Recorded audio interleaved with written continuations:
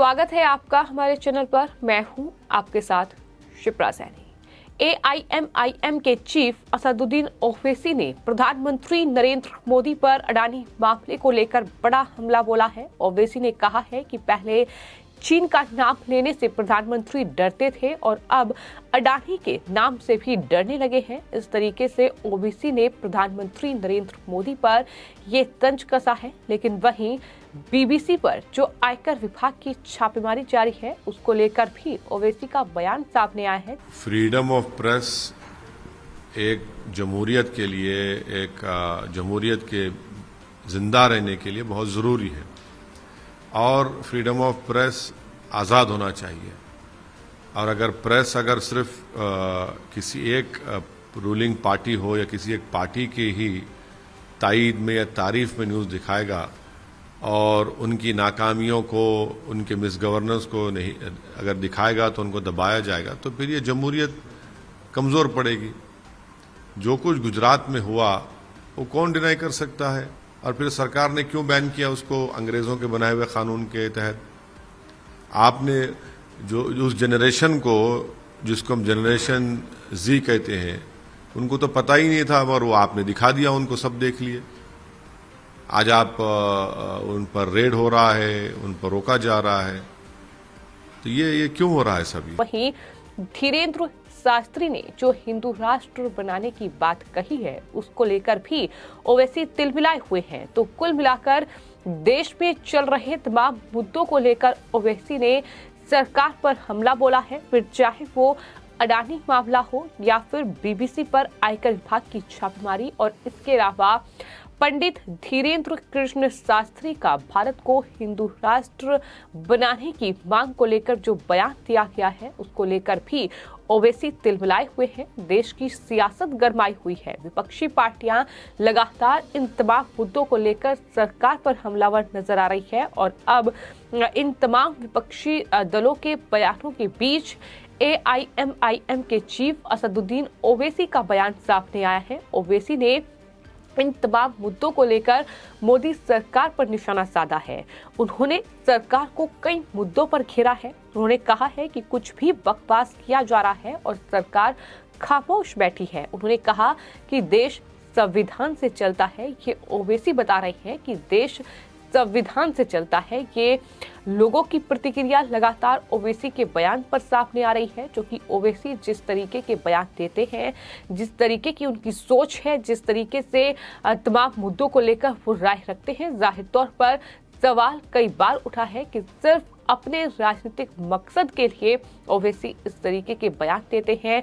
और अब एआईएमआईएम के चीफ असदुद्दीन ओवैसी ने अडानी को लेकर ये कहा है कि हिंडनबर्ग की रिपोर्ट के बाद भारत की एक बड़ी शख्सियत यानी अडानी की 40% दौलत कम हो गई है। ओवैसी ने कहा कि मोदी सरकार सुप्रीम कोर्ट का बहाना बना रही है। हम सोचते थे कि प्रधानमंत्री नरेंद्र मोदी चीन का नाम लेने से डरते हैं, लेकिन अब वो अडानी का नाम लेने से भी डरते हैं। ये ओवैसी की तरफ से बयान दिया गया है और सिर्फ अडानी पर ही ओवैसी ने बात नहीं की है, मोदी सरकार पर निशाना साधा है, बल्कि इसके अलावा उन्होंने बीबीसी के ऑफिस जो कि दिल्ली और मुंबई में है, वहां लगातार आयकर विभाग की जांच तीसरे दिन भी जारी है, जहां बीबीसी के डॉक्यूमेंट्स को खंगाला जा रहा है। ये इंटरनेशनल टैक्स चोरी करने का मामला है और इसमें लगातार ये रेड हो रही है, जिसको लेकर विपक्ष लगातार तिलमिलाया हुआ है।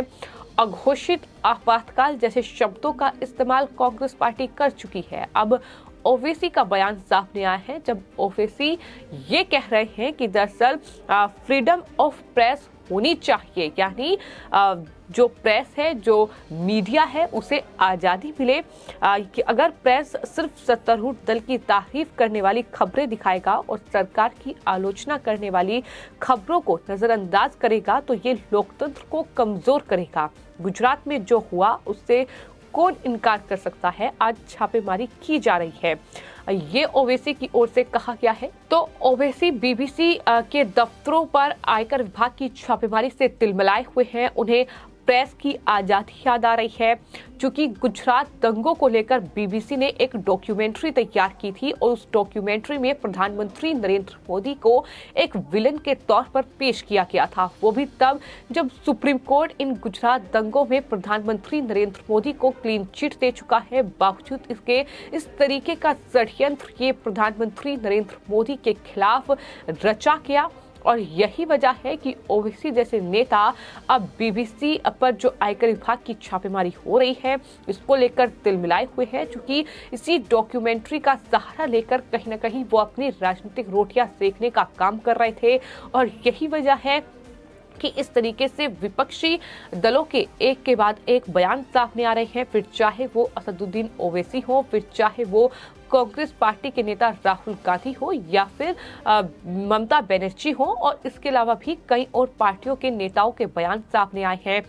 तो अडानी मुद्दे से लेकर बीबीसी पर आयकर विभाग की छापेमारी और इसके अलावा जो पंडित धीरेन्द्र शास्त्री को लेकर लगातार बवाल देखने को मिल रहा है, जिस तरीके से उनके बयान सामने आ रहे हैं। अब पंडित धीरेन्द्र शास्त्री ने हिंदू राष्ट्र बनाने की बात कही है। उन्होंने कहा है कि संविधान में बदलाव होगा तो भारत हिंदू राष्ट्र बन जाएगा, जिस पर ओवैसी एक बार फिर तिलमिलाए हुए हैं और ओवैसी अब बागबा बागेश्वर पर बरसे हैं। ओवैसी दरअसल उनके बयान से आगबूला नजर आ रहे हैं, भड़के हुए हैं। उनकी तरफ से ये कहा गया है कि दरअसल संविधान को खत्म कर देंगे क्या, ये सवाल ओवैसी की ओर से पूछा गया है। उन्होंने कहा है कि ये सरकार की खुली नाकामी है। असदुद्दीन ओवैसी ने बागेश्वर धाम के धीरेन्द्र कृष्ण शास्त्री को लेकर ये कहा है कि इस तरह के लोग बहुतों की कुर्बानी को बर्बाद कर रहे हैं। सरकार क्यों खामोश बैठी है? कोई हिंदू राष्ट्र कैसे बना सकता है? ये बकवास किया जा रहा है। इस देश में संविधान है और देश संविधान से ही चलता है। दरअसल धीरेन्द्र शास्त्री ने हिंदू राष्ट्र को लेकर बड़ा बयान दिया है। उन्होंने एक न्यूज चैनल से बातचीत में ये कहा कि जब 3/3 लोग ये कहने लगेंगे कि भारत हिंदू राष्ट्र हो तो क्या ऐसा नहीं होगा। उन्होंने हिंदुओं से अपील की कि केवल हिंदू राष्ट्र की मांग करो और इसे बनाकर रहो। उन्होंने ये भी कहा कि हिंदू इसका फैसला अपने आप करेंगे। अगर 1% लोग ये नहीं मानते हैं कि कोई फर्क नहीं पड़ता, क्योंकि इसमें 1% की कोई महत्व है ही नहीं। और इस पूरे मामले को लेकर ओवैसी ने संविधान को याद किया है और कहा है कि संविधान से ही देश चलता है। बाबा भीमराव अंबेडकर के संविधान में बदलाव नहीं किया जा सकता। ये तमाम बातें ओवैसी की ओर से कही गई हैं। तो कुल मिलाकर तमाम मुद्दों को लेकर कहीं न कहीं ओवैसी भड़के हुए हैं। फिर चाहे वो गौतम अडानी को लेकर हिंडनबर्ग की रिपोर्ट और उस पर विपक्षी दलों की तिलमिलाहट, जिस पर सरकार कोई जवाब नहीं दे रही है। जवाब सरकार की ओर से पहले ही ये साफ कर दिया गया कि अडानी मुद्दे से उनका कोई लेना देना नहीं है, तो ऐसे में अडानी पर बोलने का कोई मतलब नहीं है। वहीं दूसरी ओर बात अगर बीबीसी पर आयकर विभाग की छापेमारी की जाए तो लगातार ये बीजेपी की ओर से कहा गया है कि अगर बीबीसी बिल्कुल सच है तो डरने की क्या जरूरत है, विपक्ष आखिर क्यों बौखलाया हुआ है। और जहां तक बात धीरेन्द्र शास्त्री की है तो जिस तरीके से धीरेन्द्र शास्त्री को लेकर तमाम आरोप लगाए गए, ढोंग और तमाम चीजें उन पर आरोप लगाए गए, उसको लेकर अब धीरेन्द्र शास्त्री लगातार सनातन की बात कर रहे हैं, हिंदू राष्ट्र की बात कर रहे हैं, जिसको लेकर कहीं न कहीं जो तुष्टीकरण की राजनीति जो दल करते हैं, जो कि हिंदू मुस्लिम की राजनीति करते हैं, कहीं न कहीं उनको बड़ी तकलीफ हो रही है। और ओवैसी जैसे नेताओं के बयान इस तरीके से देखने को मिल रहे हैं। फिलहाल आपकी इस पूरे मामले पर क्या राय है, हमें कमेंट बॉक्स में जरूर लिखें और चैनल को सब्सक्राइब करें। धन्यवाद।